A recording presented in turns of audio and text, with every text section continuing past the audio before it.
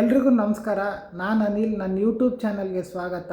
ಇವತ್ತು ಒಂದು ಗಾದೆ ಬಗ್ಗೆ ನಾನು ಮಾತಾಡ್ತಿದ್ದೀನಿ. ಆ ಗಾದೆ ಯಾವ ರೀತಿ ಇದೆ ಅಂತಂದರೆ, ಸಹವಾಸ ದೋಷದಿಂದ ಸನ್ಯಾಸಿ ಕೆಟ್ಟ ಅಂತ. ಇದು ಯಾಕೆ ಹೇಳಿದ್ದಾರೆ ದೊಡ್ಡವರು ಅಂತ ಅಂದರೆ, ನಾವು ಯಾವಾಗಲೇ ಆಗಲಿ ಉತ್ತಮವಾಗಿರೋಂಥವ್ರನ್ನ, ಮತ್ತು ಆಮೇಲೆ ಒಳ್ಳೆ ಗುಣಗಳಿರೋಂಥವ್ರನ್ನ, ಮತ್ತು ಆಮೇಲೆ ತುಂಬ ಚೆನ್ನಾಗಿ ಓದೋ ಅಂಥವ್ರನ್ನ, ಮತ್ತು ಆಮೇಲೆ ತುಂಬ ಒಳ್ಳೆ ನಡತೆ ಇರೋಂಥವ್ರನ್ನ ತುಂಬ ಹತ್ರದಲ್ಲಿ ಇಟ್ಕೊಂಡು ಅವ್ರ ಸಹವಾಸ ಮಾಡಿದ್ರೆ ನಾವು ಅಭಿವೃದ್ಧಿ ಹೊಂದ್ತೀವಿ, ಮತ್ತು ಒಳ್ಳೆ ಗುಣಗಳನ್ನ ಕಲ್ತ್ಕೊಂತೀವಿ, ಮತ್ತು ಆಮೇಲೆ ಎಲ್ಲ ಕ್ಷೇತ್ರದಲ್ಲೂ ಮುಂದೆ ಬರ್ತೀವಿ. ಅದನ್ನು ಬಿಟ್ಬಿಟ್ಟು ನಾವು ದುಷ್ಟ ಜನಗಳನ್ನ ಸಹವಾಸ ಮಾಡಿದ್ರೆ ಅವರಲ್ಲಿರೋ ದುಷ್ಟತನನೆಲ್ಲ ನಮಗೆ ತುಂಬಿಡ್ತಾರೆ, ಕಲಿಸ್ಬಿಡ್ತಾರೆ. ಅದರಿಂದ ನಾವು ಹಾಳಾಗಿ ಹೋಗ್ತೀವಿ.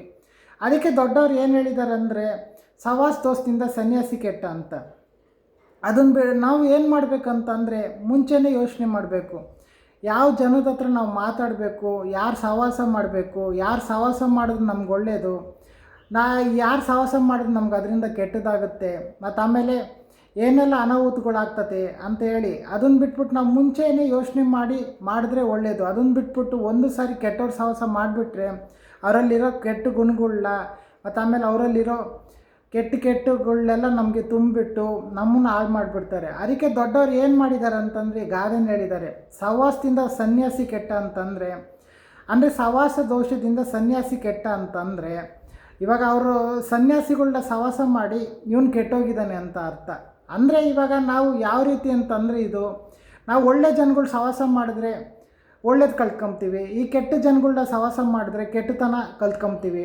ಒಳ್ಳೆ ಜನ ಸಹವಾಸ ಮಾಡಿ ಒಳ್ಳೆತನ ಕಲ್ತ್ಕೊಂಡು ನಾವು ಸಮಾಜದಲ್ಲಿ ಒಳ್ಳೆ ಹೆಸರು ತಗೊಂಡು, ಒಳ್ಳೆ ಉದ್ಯೋಗ ತಗೊಂಡು, ಒಳ್ಳೆ ರೀತಿಯಲ್ಲಿ ಬಾಳೋಕ್ಕೆ ಉಪಯೋಗ ಆಗುತ್ತೆ. ಈ ಕೆಟ್ಟ ಜನಗಳನ್ನ ನಾವು ಸಹವಾಸ ಮಾಡಿದ್ರೆ ಅವರಲ್ಲಿರೋ ಕೆಟ್ಟ ಗುಣಗಳಿಂದ ನಾವು ಕೆಟ್ಟವರಾಗ್ತೀವಿ, ನಾನಾ ರೀತಿ ಕೆಟ್ಟ ಅಭ್ಯಾಸಗಳನ್ನ ಕಲ್ತ್ಕೊಂತೀವಿ, ಮತ್ತು ಆಮೇಲೆ ನಾವು ಸಮಾಜದಲ್ಲಿ ಕೆಟ್ಟ ಹೆಸರುಗಳನ್ನ ತಗೊಂತೀವಿ, ಮತ್ತು ಆಮೇಲೆ ನಮ್ಮಿಂದ ಎಲ್ಲರೂ ದೂರ ಆಗ್ತಾ ಬರ್ತಾರೆ.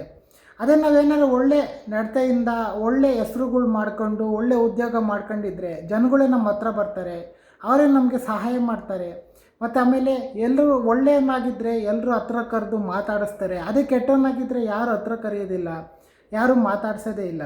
ಮೇಯ್ನಾಗಿ ಗಾದೆ ಅರ್ಥ ಏನಂತಂದರೆ, ಮೇಯ್ನಾಗಿ ನಾವು ಒಳ್ಳೆ ಜನಗಳು ಸಹವಾಸ ಮಾಡಬೇಕು, ಕೆಟ್ಟ ಜನಗಳನ್ನ ಸಹವಾಸ ಮಾಡಬಾರ್ದು, ಮತ್ತು ಆಮೇಲೆ ಅವರಿಂದ ನಾವು ದೂರ ಇರಬೇಕು.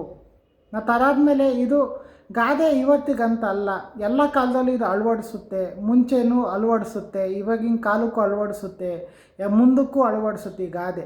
ಅದಕ್ಕೆ ಇವಾಗ ಏನಂದರೆ, ಇವಾಗ ಎಲ್ಲರಾಗಲಿ ಯಾರೇ ಆಗಲಿ ಸ್ವಲ್ಪ ಉತ್ತಮವಾಗಿರೋಂಥ ಸಹವಾಸ ಮಾಡಿದ್ರೆ ಕಷ್ಟ. ಇವಾಗಿನ ಪರಿಸ್ಥಿತಿ ಹೆಂಗಿದೆ ಅಂತಂದರೆ, ಯಾರು ಒಳ್ಳೆಯವರು ಯಾರು ಕೆಟ್ಟವರು ಒಂದು ಗೊತ್ತಾಗೋದಿಲ್ಲ. ಆದಷ್ಟು ನಮ್ಮ ಪಾಡಿಗೆ ನಾವಿದ್ದು ಯಾರನ್ನು ಮಾತಾಡಿಸ್ಬೇಕು ಯಾರನ್ನು ಮಾತಾಡಿಸ್ಬಾರ್ದು, ಯಾರು ಒಳ್ಳೆಯವರು ಯಾರು ಕೆಟ್ಟವರು ಅಂತ ನೋಡ್ಕೊಂಡಿದ್ರೆ ನಮಗೂ ಅನುಕೂಲ, ಇಲ್ಲಾಂದರೆ ತುಂಬ ಕಷ್ಟ ಆಗ್ಬಿಡ್ತದೆ. ಹಂಗಾಗಿ ಇದು ಈ ಗಾದೆ ನಿಮ್ಗೆ ಇಷ್ಟ ಆಗುತ್ತಂತ ಇದ್ರ ಬಗ್ಗೆ ಮಾತಾಡಿದ್ದೀನಿ. ಯಾರ್ಯಾರು ನನ್ನ ಯೂಟ್ಯೂಬ್ ಚಾನಲ್ಗೆ ಸಬ್ಸ್ಕ್ರೈಬ್ ಮಾಡ್ಕೊಂಡಿಲ್ಲ ದಯವಿಟ್ಟು ಸಬ್ಸ್ಕ್ರೈಬ್ ಮಾಡ್ಕೊಳ್ಳಿ, Anil Yadav T YouTube channel ಅಂತ. ಮತ್ತು ಆಮೇಲೆ ಈ ವಿಡಿಯೋ ಏನಾದ್ರು ಇಷ್ಟ ಆದರೆ ಲೈಕ್ ಕೊಡಿ, ಏನಾದ್ರು ಹೇಳ್ಬೇಕಂತಿದ್ರೆ ಕಮೆಂಟ್ ಮಾಡಿ. ಈ ವಿಡಿಯೋ ನಿಮ್ಗೆ ಇಷ್ಟ ಆಗುತ್ತಂತ ನಾನು ಮಾತಾಡಿ ಈ ವಿಡಿಯೋ ನಿಲ್ಲಿಸ್ತಾ ಇದ್ದೀನಿ. ಎಲ್ರಿಗೂ ಧನ್ಯವಾದಗಳು. Thank you so much.